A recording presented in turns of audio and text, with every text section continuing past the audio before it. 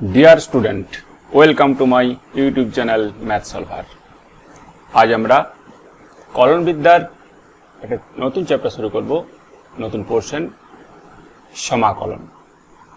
তোমরা অবকলন করেছো, অর্থাৎ অন্তরকলজ করেছো এবং বিভিন্ন ধরনের অন্তরকলজ কিভাবে করতে হয় সেটাও জেনে গেছো।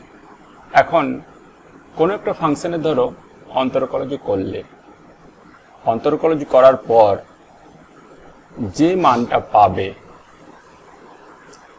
সেই মানটাই তোমাদের শুধু দেওয়া থাকে। তাহলে তোমরা মূল অপেক্ষকটা কিভাবে নির্ণয় করবে তোমাদের মনে অবশ্যই প্রশ্ন জাগবে। আমরা আজকে কিভাবে সেই মূল অপেক্ষকটা পাবো সেই নিয়ে আলোচনা করব এবং যে পদ্ধতিতে মূল ফাংশনটি পাবো বা মূল অপেক্ষকটি পাবো সেটাই হবে সমাকলন, অর্থাৎ সেই পদ্ধতির নাম হবে সমাকলন এবং যে ফাংশনটা পাবো সেটা হবে তার সমাকল। তাহলে দেখো, একটা উদাহরণ দিলে তোমাদের আরো পরিষ্কার হবে। ধরো y সমান একটা ফাংশন আছে x স্কয়ার, y সমান x স্কয়ার। এখন যদি এর ডেরিভেটিভ করি তাহলে কি হয়, dy dx সমান আমরা পাই 2x। এটা তো ডেরিভেটিভ করতে গিয়ে শিখেছি। এখন ধরো তোমাদের মনে হচ্ছে যদি আমরা 2xটা জানি, যে একটা ফাংশনের ডেরিভেটিভ 2x, তাহলে ফাংশনটা কি ছিল, অপেক্ষকটা কি ছিল আমরা এটা জানি না। তাহলে এই যে এখান থেকে অপেক্ষক, অর্থাৎ এই যে এটা নির্ণয় করার পদ্ধতি, সেটাই হবে সমাকলন।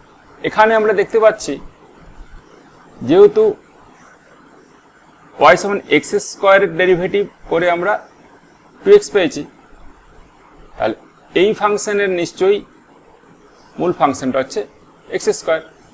তাহলে এখন যে ডেরিভেটিভ থেকে আমরা ফাংশনটা পেলাম যে পদ্ধতিতে, সেই পদ্ধতিটাকে বলবো আমরা সমাকলন। এবং এইটা কি হয়েছিল, এটা কি হয়েছিল অন্তরকলজ। এবং যে পদ্ধতিতে আমরা এখান থেকে এটা পেয়েছিলাম সেটাকে বলা হয়েছিল অন্তরকলন। কি বলা হয়েছিল, অন্তরকলন। যে পদ্ধতিতে আমরা এখান থেকে অর্থাৎ 2x থেকে x স্কয়ার পাবো সেটা হবে সমাকলন। এবং যে ফাংশনটা পাবো সমাকলনের পর সেটাকে বলা হবে সমাকল। ঠিক আছে, তাহলে আমরা দেখতে পাচ্ছি সমাকলনটা অন্তরকলজের বা অন্তরকলনের বিপরীত প্রক্রিয়া। আমরা সমাকলনটা কিভাবে জানলাম এখন, যে অন্তরকলনের বিপরীত প্রক্রিয়া।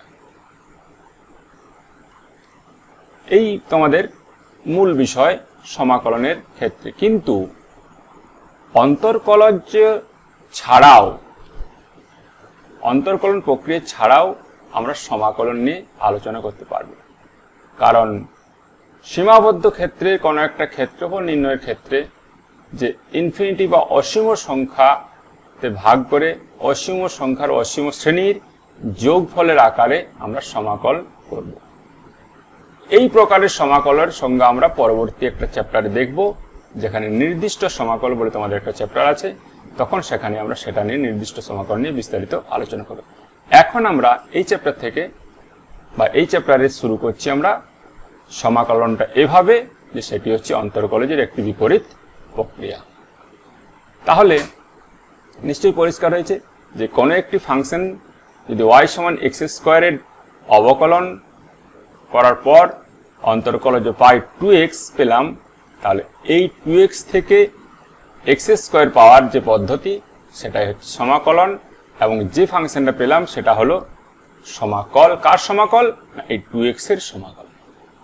তাহলে এখন দেখো সংজ্ঞাটা তোমাদের একটু লিখিত আকারে দেখলে কি পাবে তোমরা সংজ্ঞা। ধরো x চলো, অর্থাৎ ভেরিয়েবল x ভেরিয়েবলের সাপেক্ষে একটি ফাংশন fx। এই fx এর জন্য এক্স ভেরিয়েবলের অপর একটি function capital F x. Capital F extra কি এমনভাবে নির্ণয় করা যায় যে ক্যাপিটাল এফ এক্স এর ডেরিভেটিভ হবে স্মল এফ এক্স। তাহলে এক্স এর সাপেক্ষে ক্যাপিটাল এফ এক্স এর অন্তর্কলজ অর্থাৎ ডেরিভেটিভ হবে এফ এক্স। তখন এই ক্যাপিটাল এফ এক্স কে এই স্মল এফ এক্স এর সমাকলন বলা হবে, এবং এই ধরনের সমাকলনকে অনির্দিষ্ট সমাকলন বলা হয়। কেন বলা হয় সেটা আমি বলছি একটু পরে। এখন তাহলে আমরা কি পেলাম, এটাকে চিহ্নিত করা হয় এস, ওই যে ইনফিনিটি সিরিজের সামের এস থেকে এটি পরিবর্তিত হয়ে এইরকম একটি চিহ্ন এসেছে। তোমরা চিহ্নটি ভালো করে দেখবে, বইয়ে এইভাবে লেখা আছে। তাহলে এফ ইন্টিগ্রেশন চিহ্ন অর্থাৎ সমাকলনের চিহ্ন এফ এক্স ডিএক্স সমান হচ্ছে এফ এক্স, অর্থাৎ এফ এক্স ফাংশনটার সমাকলন এক্স এর সাপেক্ষে, ডিএক্স এর ফাংশন কি আছে এক্স, এক্স এর সাপেক্ষে সমাকলন হচ্ছে ক্যাপিটাল এফ এক্স।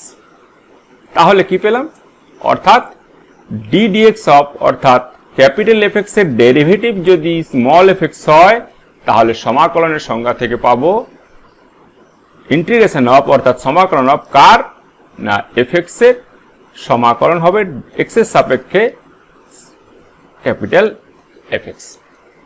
ঠিক আছে, এখন দেখো আমরা যে ফাংশনটার ডেরিভেটিভ করলাম, করার পর যে ফাংশনটা পেলাম, একটা ফাংশন ডেরিভেটিভ করেছি, আমরা প্রথমে দেখিয়েছি ওয়াই সমান এক্স স্কোয়ারের ডেরিভেটিভ করেছি,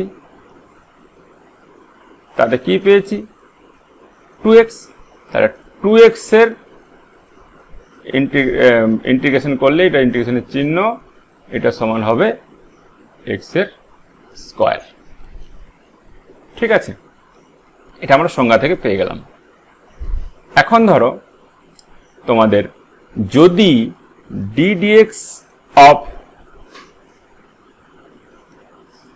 শুধু এফ এক্স না থেকে এফ এক্স প্লাস সি থাকতো, একটা কনস্ট্যান্ট রাশি থাকতো, তাহলে এর ডেরিভেটিভ যদি এফ এক্স হয়, তাহলে এর ডেরিভেটিভ কি হবে, এটা কিভাবে আমরা ডেরিভেটিভ পাই, D DX of capital F x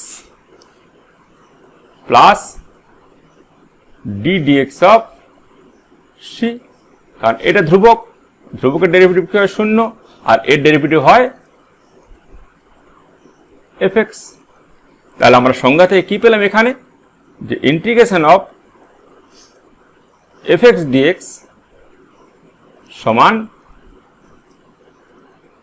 F X plus C. তার মানে বুঝতে পারছো এই যে সি একটি বাড়তি পদ এখানে পেলাম। এখানে কি ছিল, এখানে এই ফাংশনের ডেরিভেটিভ ছিল এফ এক্স, তার জন্য আমরা সংজ্ঞা থেকে পেয়েছি এফ এক্স ডিএক্স সমান ক্যাপিটাল এফ এক্স। আবার এই সেম ফাংশনের দেখো ইন্টিগ্রেশন করেছি, এখানে পেয়েছি শুধু এফ এক্স, এখানে পেয়েছি এফ এক্স প্লাস সি। সেই জন্য ইন্টিগ্রেশন করার সময় আমরা সমাকলন যখন করব, তখন অবশ্যই একটি ধ্রুবক যোগ করব, কারণ মূল যে ফাংশন যার ডেরিভেটিভ করব সেইটি এক্স এর চলরাশির সঙ্গে কোনো ধ্রুবক পদ যোগ থাকতেও পারে, না থাকতেও পারে, আমরা জানি না।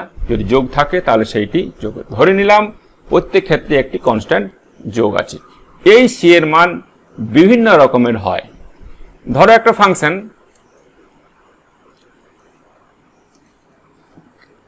এখানে ক্যাপিটাল এফ এক্স প্লাস 10 তার ডেরিভেটিভ করছি। ঠিক আছে, কি পাবো, এখানে ধরো এটি এফ এক্স পাওয়া গেল। তার মানে ইন্টিগ্রেশন অফ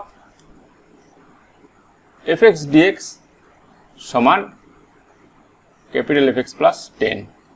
এখন যদি 10-এর জায়গায় 20 হয়, তাহলে এখানে হবে 20। এখানে যদি 10-এর জায়গায় 30 হয়, তাহলে এখানে হবে 30। তাহলে দেখতে পাচ্ছ এই সি এর জায়গাটাতে, যেখানে সি ছিল, আমার সি ছিল প্রথম, সেই সি এর জায়গাটাতে আমরা 10, 20, 30 বিভিন্ন মান পাচ্ছি, কোনো নির্দিষ্ট মান পাচ্ছি না। সেই জন্য এই সমাকলনগুলোকে আমরা বলবো অনির্দিষ্ট সমাকলন। এবং যখন আমরা সি এর একটা নির্দিষ্ট মান পেয়ে যাব, অর্থাৎ সি একটা কন্ডিশনের উপর নির্ভর করে আমরা একটা মান পেয়ে যাব নির্দিষ্ট, যার মান সব সময় একই হবে। সেই প্রবলেমের ক্ষেত্রে তখন আমরা সেটাকে নির্দিষ্ট সমাকল বলবো এবং সেখানে সি না থেকে একটা সংখ্যায় থাকবে। তাহলে কেন আমরা অনির্দিষ্ট সমাকল বললাম এটাকে? কারণ সি এর মান বিভিন্ন কন্ডিশনে বিভিন্ন রকম হয়। অর্থাৎ সি কখনো 10 থাকতে পারে, 20 থাকতে পারে, 100 থাকতে পারে, 5000 থাকতে পারে। অর্থাৎ সিটা বিভিন্ন মান গ্রহণ করছে, সেই জন্য এইটা একটা অনির্দিষ্ট সমাকল ধ্রুবক। এবং অবশ্যই প্রত্যেকটা ইন্টিগ্রেশনের জন্য আমরা যখন ইন্টিগ্রেশন করব তখন অবশ্যই যদি এফএক্স ডেরিভেটিভের ফল স্মল এফএক্স পাই, তাহলে এখানে অবশ্যই একটি সি যোগ হবে। অর্থাৎ ধরো ওয়াই স্কোয়ার সমান যদি এক্স স্কোয়ার প্লাস 2 হয়, তাহলে সরি ওয়াই স্কোয়ার নয়, এখানে আমার ওয়াই লিখছি, তাহলে ডিওয়াই ডিএক্স সমান পেলাম 2x। তার মানে সংজ্ঞা থেকে কি পাবো? Integration of X square plus 2 DX সমান, সরি এখানে আমরা পেলাম ডেরিভেটিভ, এটি লিখলাম ভুল, আমরা অন্যটা লিখে ফেলেছি। ইন্টিগ্রেশন অফ 2x dx সমান কি পেলাম? X square plus 2। আবার 2 এর জায়গায় যে 3 থাকতো তাহলে এখানে 3 আসতো, কিন্তু এই জায়গাটা এক্স স্কোয়ারটা একই রকমই থাকতো। পরিষ্কার হয়েছে নিশ্চয়ই? এখন আমরা সমাকলনের কিছু নিয়ম শিখব, যার ফলে আমরা সহজেই প্রত্যেকটা ফাংশনের, এখন তো সবগুলোই তো ডেফিনেশন থেকে তোমাদের এই ফাংশন জানি বলে আমরা এখান থেকে সংজ্ঞা থেকে আমরা যে 2x এর ইন্টিগ্রেশন হলো বা সমাকলন হলো এক্স স্কোয়ার প্লাস 2। কিন্তু যদি আমাদের এই ফাংশনটা না জানা থাকতো তাহলে আমরা কিভাবে করব? সেই জন্য কিছু নিয়ম এবং সূত্র আমরা আদর্শ সমাকল অর্থাৎ মৌলিক কিছু সমাকল আমরা মনে রাখা সূত্রের আকারে মনে রাখবো। যেমন তোমরা ডেরিভেটিভ করার সময় কিছু সূত্র মুখস্থ রেখেছো, ঠিক সেই সূত্রেরই বিপরীত সূত্রগুলোই হবে সমাকলনের সূত্র। সমাকলনের কিছু সাধারণ নিয়ম আছে, খুব ছোট। যেমন আমরা ডেরিভেটিভ করার সময় দেখেছিলাম, কোনো একটা ফাংশনের ডেরিভেটিভ করার সময় যে ফাংশনটা ডেরিভেটিভ করছে তার সঙ্গে যদি কোনো কনস্ট্যান্ট গুণ থাকে তাহলে সেই কনস্ট্যান্টটাকে বাইরে বেরিয়ে যায়, তারপর ফাংশনটা ডেরিভেটিভ হয়। সমাকলনের ক্ষেত্রে ঠিক একই রকম। এ যদি একটি এক্স নিরপেক্ষ অর্থাৎ এক্স এর উপর নির্ভরশীল নয় এইরকম একটা অনির্দিষ্ট ধ্রুবক হয়, তাহলে integration of A into F X DX, এটা বাইরে বেরিয়ে গেল, শুধুমাত্র এক্স ফাংশনটারই ইন্টিগ্রেশন হয়েছে। ঠিক আছে? একইভাবে যদি দুটো ফাংশন বা তার বেশি ফাংশন থাকলেও একই ব্যাপার, এফ এক্স এবং জিএক্স যদি দুটো ফাংশন হয় তাহলে তাদের ইন্টিগ্রেশন কি হবে? তাদের ইন্টিগ্রেশনের যোগফল, দুটো আলাদা আলাদা ফাংশনের ইন্টিগ্রেশনের যোগফল অথবা বিয়োগফল, দুটো আলাদা আলাদা ফাংশনের ইন্টিগ্রেশনের বিয়োগফল। যেমন ডেরিভেটিভে ছিল ddx of fx plus gx সমান ddx of fx plus ddx of gx। আবার যদি অনেক ফাংশন থাকে এখানে আবার প্লাস, এ পাশেও প্লাস আসবে, এ পাশেও প্লাস বা মাইনাস যা থাকার পরপর হয়ে যাবে।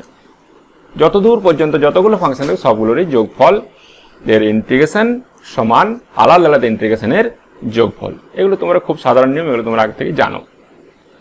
এখন কতগুলো মৌলিক সমাকল অর্থাৎ সমাকলনের মৌলিক কতগুলো সূত্র আমরা অবশ্যই মনে রাখবো, যে সূত্রগুলো তোমাদের বরাবর কাজে লাগবে ইন্টিগ্রেশন করার জন্য। আজকেই তার সূত্র শুরু। এরকম অনেক সূত্র তোমাদের মনে রাখতে হবে, আলাদা করে মুখস্থ করার কোনো প্রয়োজন হবে না। অঙ্ক প্র্যাকটিস করো, সূত্র অটোমেটিক মনে থাকবে। তোমাদের শুধুমাত্র বুঝে নেওয়া দরকার কিভাবে সূত্রটা আসছে। এখানে প্রত্যেকটা সমাকলন সূত্রই কিন্তু ডেরিভেটিভের যে মূল সূত্র তার বিপরীত সূত্র থেকে এসেছে। দেখো n একটি যে কোনো x নিরপেক্ষ ধ্রুবক সংখ্যা, তাহলে x to the power n কি হচ্ছে? তার ইন্টিগ্রেশন হচ্ছে x to the power n plus 1 by n plus 1। দেখো তোমরা যদি আমরা y সমান x কিউ, তাহলে dy dx সমান হচ্ছে 2x²। এখন 2x² এর যদি ইন্টিগ্রেশন করি, প্রথম 2টা ধ্রুবক বলে বেরিয়ে গেল বাইরে, x² dx। এই সূত্র অনুযায়ী কি হয়, 2টা বাইরে রইল,